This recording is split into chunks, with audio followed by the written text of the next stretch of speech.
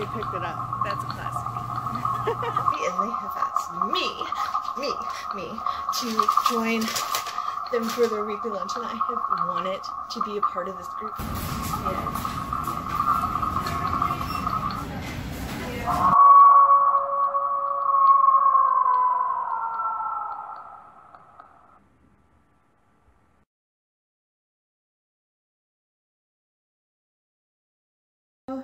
Oh, I'm laughing. It's gonna push it up more. Oh, my hair. I didn't put enough spray in the back. It's all floppy and sideways. Hello, my Spuggins. It is I, Arthla, the ghoul next door, And the huntress, Lumina Shade. And today is Friday, February the 13th.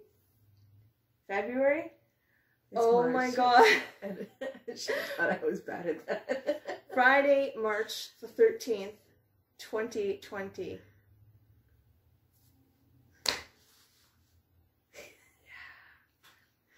And we just finished watching Star Trek Picard episode 7. And I'm trying to focus here. I just got new glasses, so I'm like, alright. So, you know what? Just take those off. Just take those off for now. This episode, we were commenting that in this episode it seemed like one of the most longest to shoot, because they had every hologram of the one guy, all in the same scene, all 5 of them, and it was a fairly lengthy scene too. Okay, so the basis of the the basis of the video. Promise I can talk, really. Was confronting the situation and figuring out what it meant, like the whole everything came together, and now they actually have there's only full mission. There's only 2 left now, 2 episodes left for the season. So this episode, 95% of it took place on the ship, and we open with Picard and the girl having just arrived to the ship, and the pilot, Captain Rios, he reacts horribly to seeing the girl. It turns out that he had seen her before. Yes, or he saw a version of her before. Many years, a good decade before. And so a good chunk of the episode is him kind of sitting in his room crying. Literally drinking and crying. And the character of Raffi, the Michelle Hurd character, trying to uncover what's going on and why he reacted the way he did, which of course she does. She learns that, oh yeah, he knew a version of this girl a decade before. And witnessed her killed. Yes, because that decade before girl was also a synthetic. Was also, And then on the board cube, 7 and 9 is still alive. And she's fighting the sister Vulcan chick. Oh, we actually open with a coven scene. There's no better way to put it. It's the Romulan. There's like 13. I think it was 13.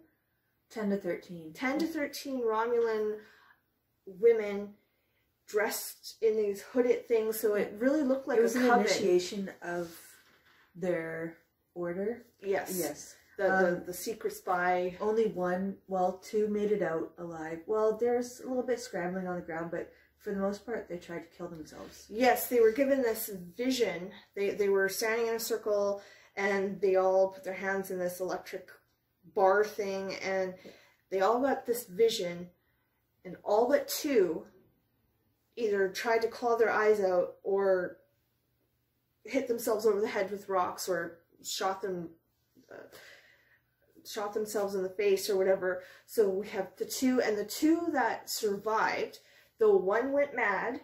She's our professor from a couple of episodes ago, who was using the reclaimed cyborg. Yes. The deborged crazy lady. And of course our lead spy, who I keep saying. And they are related. Yes, they are aunt and niece. Yes. They are aunt and niece. And then we go into seeing the captain have his little cry fest. So while we're on the cube, 7 and 9, we learn 7 and 9 is still alive, and she decides to has no other solution but to re-Borg. Yes. The Borgs that are left. And you could kind of see how she went a little bit angry inside when the cube was attaching itself. Yeah. She went full on Borg Queen. For she was able to get out of it, but she was afraid. Yeah, she even admitted there was a line where she says, "There's no guarantee that we're going to be able to undo the collective, and there's no guarantee I'm going to want to undo the collective."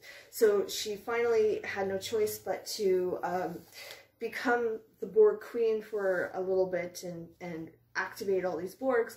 Unfortunately, it was in vain. Yes, because no sooner did she get them activated when the spy, or the sister, Romulan sister chick. Yeah, just ejected the millions. Yeah, just opened the floodgates and just said, "Okay, go into space." It honestly hurt. Like it was like oh. I couldn't believe it. I couldn't believe it. You could like hear the little screams.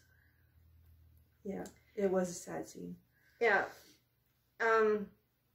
So there's all these Borgs half dead out in the just floating in the abyss. Floating.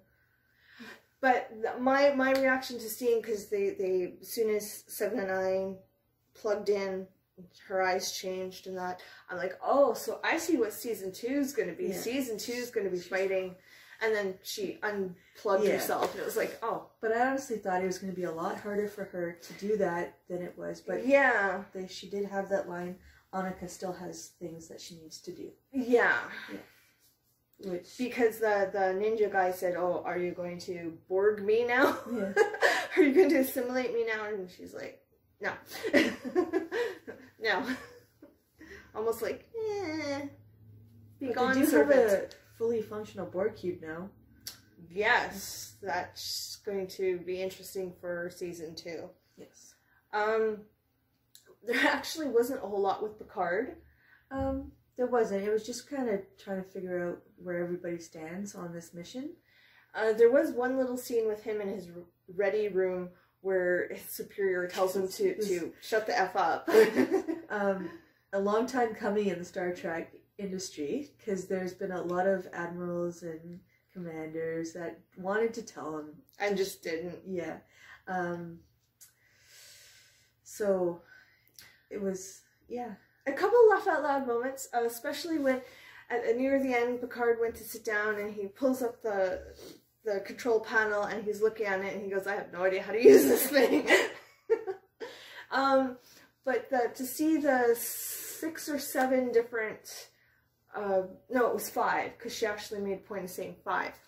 The 5 different hologram versions of the captain, of the pilot, and they're interacting very well for being. Yeah, that was, and each one of them having a different accent, so you can kind of tell them apart. That was interesting. I liked that. It was, which is why I said that must have been one of the longest scenes to shoot, because you would have had to have so many costume changes, not just for the actor, but for a stand-in and all that, and the placement and the lines, because there was a lot of dialogue. Yeah. And not just... and they would have had to do it in the same time span. Yeah. Yeah. Again, not a lot really truly happened, but it was a lot of information, but not a lot of information, but not a lot of action. Yeah. We do have a scene where they're sitting around the table together near the end, and the Alison Pill character, the professor, she, at the end of last episode, she had attempted to kill herself, and she ended up in a coma, so she comes out of the coma in this episode, and is just absolutely fascinated. I'm not sure she actually tried to kill herself. I think she knew there was a chance that it would. But I think she was trying to just get rid of the tracker. But she did say, there is actually a line where she says that she thinks of suicide every day. Yes. And that's how she gets through what she did. Yeah. And we learned about a planet or a solar system or whatever you want to call it. That was created, we think, by the Romulans? No, I think it was the Romulans who found it. Okay. And that's where their order came from to stop this from happening again. And it's like a giant figure 8 with 8 planets and everything. And this is something they made a comment about earlier, like midway through the episode, that they kept hearing about the Council of 8, and they thought it was 8 Romulans. But it was 8 stars. It's stars with the planet. Yeah, it ends up it's this solar system. Again, yeah, there wasn't a lot of action. It was a lot of talking, but not a lot of doing in this episode. I think that's next episode where they get to the planet, because at the end they were coming out of the cyborg corridor to end their arrival. So I think the next one, it's either going to be 2 longer episodes or 1 full. No, it's listed for 2. It's listed for 2. So I'm assuming they're both longer, slightly longer episodes. I could be wrong, but it's listed in the TV guide as two next 2 weeks. Which I guess we should say we are a day late doing this. The last few I've managed to get done. We've managed to do the same day that it airs and get it up online, but she had a doctor's yesterday, and next week will also be a day late because next week I've got a doctor's. So our Thursdays kind of got screwed up, and we're doing this on I think for the last episode we should be back to normal. Schedule, yeah, we should be back to the Thursday. What overall impressions of this episode? Well, I think it was long deserved that the whole story on why they're doing this comes together, that Picard finally gets his support from Starfleet in the mission, that we find out why the Romulans are doing this. It was basically just the Romulans are scared. They are scared. They're running scared. It's not just we're evil people. It's this prophecy has put the fear of Odin in us. What they did show was a little terrifying, and I get like it. Sorry. I'll try to bleep that. Yeah. It's they apparently created some synthetic life, and it backfired on them, and and that was like 1 million years supposedly before in their timeline, and now they're terrified of what this synthetic generation can do. Yeah. Because they could evolve. Yeah, and like she said, it's shown in little snippets. There's not really the longest scene we saw was the Coven scene when they were doing it, and before that it was just little bits. It's little yeah, just little kind of subliminal shots at you. Yeah.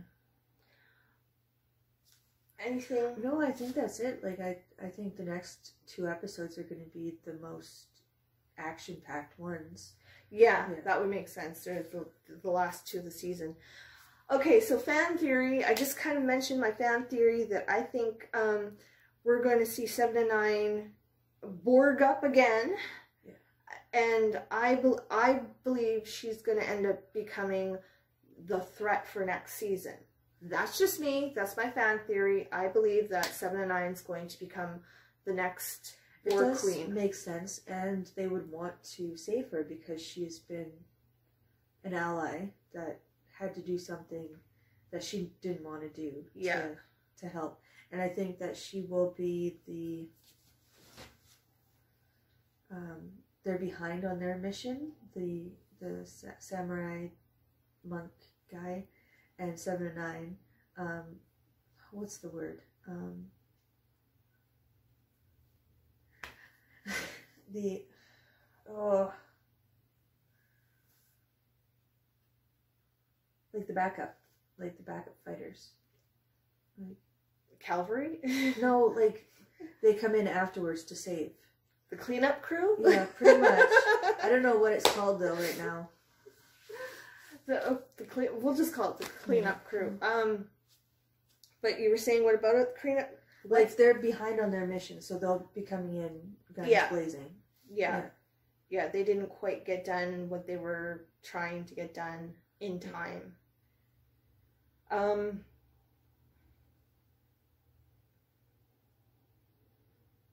Yeah, no, I think that's...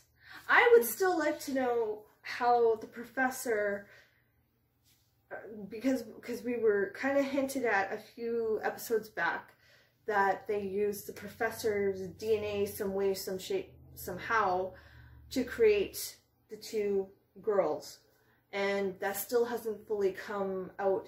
Did they use like just her blood? Did they use her tissue? Did they use a strand of hair? Did they use an egg? What, like, I'd like to know. I would like to know. But they did say it was a piece of her. Yeah. So, but I'm standing behind my fan theory as I look through blurred vision. I'm old people glasses here, folks. So, all right, I think that might be, yeah. Do you have anything else to add? Nope. No? Another short one. All right, so until next time, I am Art of Blood. And the Huntress Lumina Shade. Creeping Screams. Yeah, you're just so blurry.